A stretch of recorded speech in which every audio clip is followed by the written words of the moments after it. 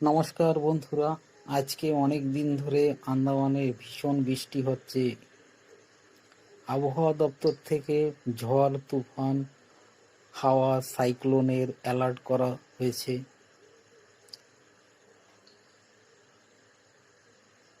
সমস্ত লোকজনদের যারা মাছ ধরেন তাদেরও সমুদ্রে যাওয়া নিষেধ করা হয়েছে। এই বৃষ্টির জলের প্রভাবে সমস্ত নদী নালার জলস্তর বেড়ে গেছে।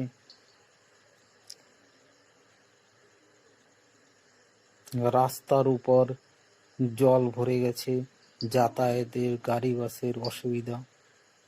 আপনারা দেখছেন এই নালার জল এত বেড়ে গেছে যে নালার পাশের জমির গাছপালা সবজি সব ডুবে গেছে।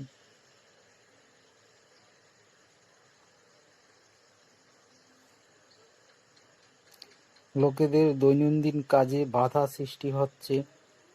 ঝড় বৃষ্টি এত বেশি যে মানুষ ঘর থেকে বের হতে পারছে না। এই যে নালাটি দেখছেন,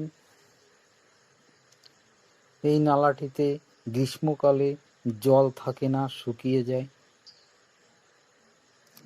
বৃষ্টির সময় পাহাড়ের বৃষ্টির জল নালা দিয়ে প্রবাহিত হয়, তাই নালার জল বেড়ে যায়। জলের প্রভাবে অনেকের জমি ভেঙে যায়, আবার অনেকের জমিতে চর বা পলি পড়ে বেড়ে যায়।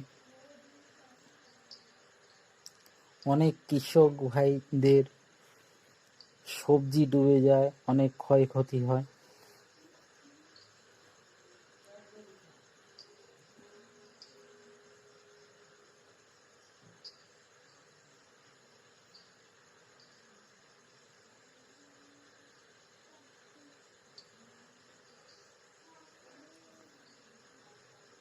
এই নালার জলে অনেক স্রোত।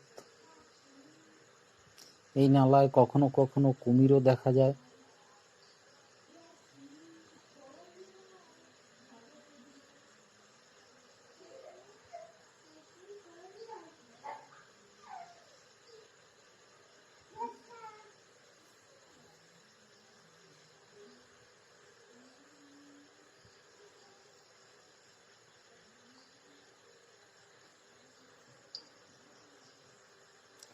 উপর থেকে গাছপালা, অনেক কাঁচরা এসব নালার জলে বয়ে আসে।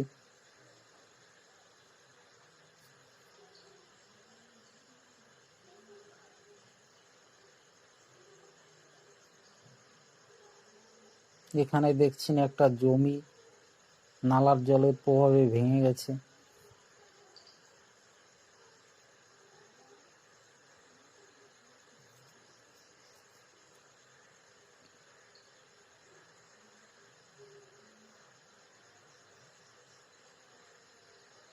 আশেপাশে দেখুন গাছপালা ভেঙে নালার ভিতরে পড়েছে।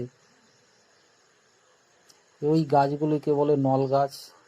এগুলি এক ধরনের ঘাস।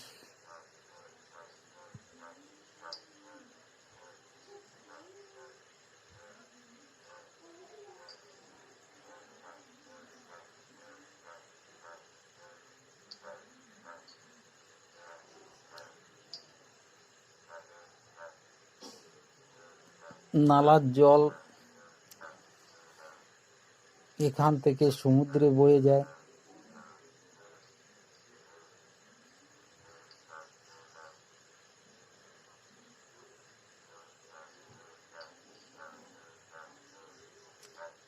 আশেপাশে যে গাছগুলি দেখছেন, ধীরে ধীরে এই গাছগুলিও জলের প্রভাবে ভেঙে যাবে।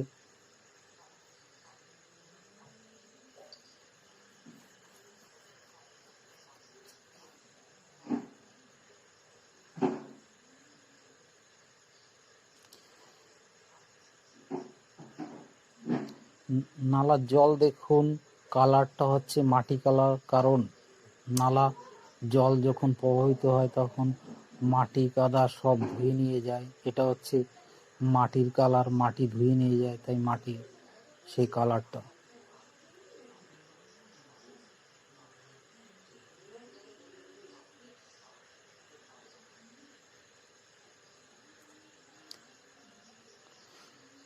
জলের মাঝখানে দেখুন মাঝে মাঝে জল পাক খাচ্ছে, কারণ নালা একিয়ে বেঁকিয়ে যায়, তাই জলের এরকম পাক দেখা যায়।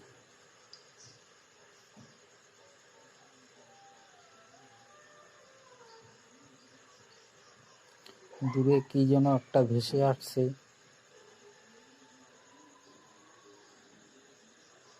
এটা একটি গাছের টুকরো।